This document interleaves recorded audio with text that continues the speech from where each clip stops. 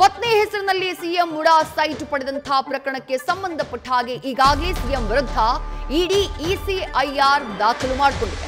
PMLA act ನಡಿ ಸಿದ್ದರಾಮಯ್ಯ ವಿರುದ್ಧ ECIR ದಾಖಲಾಗಿದೆ. ಇಡಿ ದಾಖಲಿಸಿಕೊಂಡಿರುವಂತಹ ಕೇಸ್ ಸಿಎಂಗೆ ಅಪ್ಲೈ ಆಗುತ್ತಾ? ಪ್ರಕರಣದಲ್ಲಿ ಸಿಎಂ ಅಪರಾಧ ಸಾಬೀತಾದ್ರೆ ಸಂಕಷ್ಟ ಬಹುತೇಕ ಫಿಕ್ಸ್ ಅಂತಾನೆ ಹೇಳಲಾಗ್ತಾ ಇದೆ. ಪಿಎಂಎಲ್ಎ ಆಕ್ಟ್ನ ಅಡಿಯಲ್ಲಿ ಕೇಸನ್ನ ದಾಖಲು ಮಾಡಿಕೊಳ್ಳಲಾಗಿದೆ. ಮುಡಾ ಹಗರಣಕ್ಕೆ ಸಂಬಂಧಪಟ್ಟ ಹಾಗೆ ಪ್ರಕರಣದಲ್ಲಿ ಇಡಿಯ ಎಂಟ್ರಿ ಆಗಿದೆ. ಜಾರಿ ನಿರ್ದೇಶನಾಲಯ ಪ್ರಕರಣದಲ್ಲಿ ಎಂಟ್ರಿ ಆಗಿರೋದ್ರಿಂದ ಮುಖ್ಯಮಂತ್ರಿಗಳಿಗೆ ಸಂಕಷ್ಟ ಮತ್ತಷ್ಟು ಹೆಚ್ಚಾಗಿದೆ.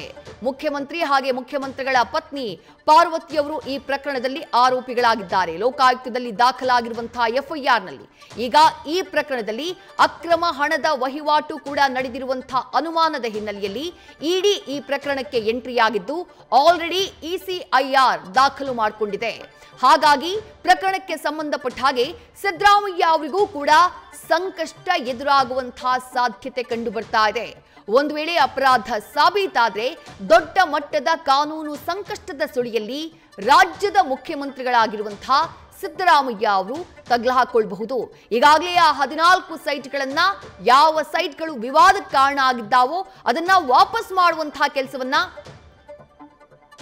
ಸಿದ್ದರಾಮಯ್ಯ ಅವರ ಪತ್ನಿ ಮಾಡಿದ್ದಾರೆ. ಬಟ್ ಆ ಕ್ರಮದಿಂದ ಅವ್ರ ಮೇಲಿರುವಂತಹ ಕಾನೂನು ಸಂಕಷ್ಟ ದೂರ ಆಗುತ್ತಾ ಅಂತ ಕೇಳಿದ್ರೆ ಖಂಡಿತವಾಗ್ಲೂ ಇಲ್ಲ. ಮತ್ತಷ್ಟು ಹೆಚ್ಚಾಗುವಂತಹ ಸಾಧ್ಯತೆಗಳು ಕಂಡು ಬರ್ತಾ ಇವೆ. ಮತ್ತಷ್ಟು ಡೀಟೇಲ್ಸ್ ನಮ್ಮ ಪ್ರತಿನಿಧಿ ವಿಷ್ಣು ಪ್ರಸಾದ್ ನೀಡ್ತಾ ಹೋಗ್ತಾರೆ. ವಿಷ್ಣು ಪ್ರಸಾದ್, ಒಂದ್ ಕಡೆ ಲೋಕಾಯುಕ್ತದ ತನಿಖೆ, ಬಟ್ ಮುಖ್ಯಮಂತ್ರಿಗಳಿಗೆ ಕಂಟಕವಾಗಿ ಕಾಡ್ತಾ ಇರುವುದು ಈ ಜಾರಿ ನಿರ್ದೇಶನಾಲಯದ ಎಂಟ್ರಿ. ಇಸಿಐಆರ್ ಕೂಡ ದಾಖಲಾಗಿದೆ. ಮುಖ್ಯಮಂತ್ರಿಗಳ ವಿರುದ್ಧ ತನಿಖೆ ಆರಂಭವಾಗುವಂತಹ ಸಾಧ್ಯತೆ ಕಂಡು ಬರ್ತಾ ಇದೆ. ಹೆಚ್ಚಿನ ಡೀಟೇಲ್ಸ್ ನ ಕೊಡ್ತಾ ಹೋಗೋದಾದ್ರೆ ಯಾವ ರೀತಿಯಾದಂತಹ ಸಂಕಷ್ಟ ಸಿಎಂಗೆ ಎದುರಾಗಬಹುದು ವಿಷ್ಣು ಪ್ರಸಾದ್? ಖಂಡಿತ ವಿದೇಶಿ, ಈ ಒಂದು ಪ್ರಕರಣದಲ್ಲಿ ಇಲ್ಲಿ ತನಕ ಜನ ಎಲ್ಲರೂ ಹೇಳ್ತಿರುವಂಥದ್ದು ಏನಂತ, ಅದರಲ್ಲೂ ಪ್ರಮುಖವಾಗಿ ಕಾಂಗ್ರೆಸ್ ನಾಯಕರು ಹೇಳ್ತಿರುವಂಥದ್ದು ಎಲ್ಲಿ ಈಗ PML ಆಕ್ಟ್ ಹಾಕುವಂಥ ಸಂದರ್ಭದಲ್ಲಿ ಮನಿ ಲ್ಯಾಂಡ್ರಿಂಗ್ ಆಗಿರಬೇಕು ಅನ್ನುವಂಥದ್ದು ಪ್ರಮುಖ ವಿಚಾರ ಅನ್ಬೋದು. ಆದರೆ ಈ ಒಂದು ಪ್ರಕರಣದಲ್ಲಿ ಹೇಳುವಂಥದ್ದು ಎಲ್ಲಿ ಮನಿ ಟ್ರಾನ್ಸಾಕ್ಷನ್ ಆಗಿದೆ, ಎಲ್ಲಿ ಮನಿ ಲ್ಯಾಂಡ್ರಿಂಗ್ ಮಾಡುವಂಥ ಕೆಲಸವನ್ನು ಸಿದ್ದರಾಮಯ್ಯ ಅವರು ಮಾಡಿದ್ದಾರೆ. ಇಲ್ಲಿ ಇಡಿ ಎಂಟ್ರಿ ಆಗುವಂಥ ಅವಶ್ಯಕತೆ ಇರಲಿಲ್ಲ, ಇದು ರಾಜಕೀಯ ದುರುದ್ದೇಶ, ಈ ಎಲ್ಲ ಗಂಭೀರ ಆರೋಪಗಳು ಕೇಳಿಬರ್ತಿರುವಂಥದ್ದು. ಆದರೆ ಇಡಿ ಎಂಟ್ರಿ ಆಗೋದಕ್ಕೆ ಪ್ರಮುಖವಾದಂಥ ರೀಸನ್ಗಳನ್ನು ನೋಡ್ತಾ ಹೋದಂಥ ಸಂದರ್ಭದಲ್ಲಿ ಮೊದಲನೇ ಪಾಯಿಂಟ್ ಏನಂತಂದರೆ, ಇಡಿ ಎಂಟ್ರಿ ಆಗುವಂಥ ಸಂದರ್ಭದಲ್ಲಿ ಇಲ್ಲಿ 2-3 ಅಂಶಗಳನ್ನು ನಾವು ಸ್ಪಷ್ಟವಾಗಿ ಗಮನಿಸ್ತಾ ಹೋಗ್ಬೋದು. PMLA ಅಂತಂತ ಬಂದಂಥ ತಕ್ಷಣ ಇಲ್ಲಿ ಕೇವಲ ಮನಿ ಲ್ಯಾಂಡ್ರಿಂಗ್ ಆಗೋದಿಲ್ಲ. ಆದರೆ PMLA ಸೆಕ್ಷನ್ ಹಾಕುವಂಥ ಸಂದರ್ಭದಲ್ಲಿ ಒಂದು ಶೆಡ್ಯೂಲ್ಡ್ ಅಫೆನ್ಸ್ ಅಂತ, ಅಂದರೆ ಯಾವೆಲ್ಲ ಅಫೆನ್ಸ್ಗಳಿದ್ದಂಥ ಸಂದರ್ಭದಲ್ಲಿ PMLA ಆಕ್ಟ್ ಅಟ್ರಾಕ್ಟ್ ಆಗುತ್ತೆ ಮತ್ತು ಅದನ್ನು ತನಿಖೆ ಯಾವ ರೀತಿ ಮಾಡ್ತಾರೆ ಅಂತ ನಾವು ನೋಡೋದಾದ್ರೆ, ಮೊದಲನೇದಾಗಿ PMLA ಆಕ್ಟ್ ಅಡಿಯಲ್ಲಿ ಸೆಕ್ಷನ್ ನಾವು ನೋಡ್ತಾ ಹೋಗ್ಬೋದು. ಸೆಕ್ಷನ್ 2U ಏನಿದೆ ಅದು ಸ್ಪಷ್ಟಪಡಿಸುವಂಥ ಕೆಲಸವನ್ನು ಮಾಡುತ್ತೆ. ಅಂತಂದರೆ ಒಬ್ಬ ವ್ಯಕ್ತಿಯ ವಿರುದ್ಧ ಯಾವಾಗ PMLA ಆಕ್ಟ್ ಅಟ್ರಾಕ್ಟ್ ಆಗುತ್ತೆ ಅಂತ ನೋಡ್ತಾ ಹೋದ ಇದು ಒಂದು ಪ್ರಮುಖವಾದಂಥ ಕಾರಣ. ಇದರಲ್ಲಿ ಕ್ಲಿಯರ್ ಆಗಿ ಹೇಳುತ್ತೆ, proceeds of the crime means any property derived or obtain from the criminal activity. ಅಂದರೆ ಯಾವುದೇ ಒಂದು ಪ್ರಾಪರ್ಟಿಯನ್ನು ಪಡೆದುಕೊಂಡಂಥ ಸಂದರ್ಭದಲ್ಲಿ, ಅದನ್ನು ವಶಕ್ಕೆ ತೆಗೆದುಕೊಂಡಂಥ ಸಂದರ್ಭದಲ್ಲಿ, ಅದನ್ನು ಆತ ಪಡೆದುಕೊಂಡಂತಹ ವೇಳೆಯಲ್ಲಿ ಕ್ರಿಮಿನಲ್ ಆಕ್ಟಿವಿಟಿ ಹಿನ್ನೆಲೆಯಿಂದ ಅದನ್ನು ಪಡೆದುಕೊಂಡಂತಹ ಸಂದರ್ಭದಲ್ಲಿ ಈ ಒಂದು ಆ್ಯಕ್ಟ್ ಅಡಿಯಲ್ಲಿ ಕೇಸನ್ನ ರಿಜಿಸ್ಟರ್ ಮಾಡೋದಕ್ಕೆ ಅವಕಾಶ ಇರುವಂಥದ್ದು. ಹೀಗಾಗಿ ಇಡಿ ಯಾಕೆ ಬಂತು ಅನ್ನೋದಾದರೆ, ಈ ಒಂದು ಪ್ರಾಪರ್ಟಿ ಪಡೆದುಕೊಳ್ಳುವಂತಹ ಗಂಭೀರ ಆರೋಪ ಕೇಳಿಬಿಡ್ತಿರುವಂಥದ್ದು, ಒಂದು ಕ್ರಿಮಿನಲ್ ಆಕ್ಟಿವಿಟಿ ಮಾಡಿ, ಫೋರ್ಜರಿ ಮಾಡಿ, ನಕಲಿ ದಾಖಲೆಗಳನ್ನು ಸೃಷ್ಟಿ ಮಾಡಿ ಈ ಒಂದು ಪ್ರಾಪರ್ಟಿಯನ್ನು ಪಡೆದುಕೊಳ್ಳುವಂತಹ ಕೆಲಸವನ್ನು ಸಿದ್ದರಾಮಯ್ಯ ಮತ್ತು ಅವರ ಪತ್ನಿ ಮಾಡಿದ್ದಾರೆ ಅನ್ನೋ ಒಂದು ಆರೋಪ ಏನಿದೆ. ಈ ಒಂದು ಕಾರಣಕ್ಕೋಸ್ಕರ PMLA ಆಕ್ಟ್ ಅಡಿಯಲ್ಲಿ ಕೇಸ್ ರಿಜಿಸ್ಟರ್ ಮಾಡ್ಕೊಳ್ಳೋದಕ್ಕೆ ಅವಕಾಶ ಇರುವಂಥದ್ದು. ಹೀಗಾಗಿ ಇಡಿ ಈ ಪ್ರಕರಣದಲ್ಲಿ ಎಂಟ್ರಿ ಆಗಿರುವಂಥದ್ದು. ಎರಡನೇದು, ಇದರಲ್ಲಿ ಇನ್ನೊಂದು ಪಾಯಿಂಟ್ ನಾವು ನೋಡ್ತಾ ಹೋಗ್ಬೋದು. ಸೆಕ್ಷನ್ 2V ನಾವು ಗಮನಿಸ್ತಾ ಹೋಗ್ಬೋದು.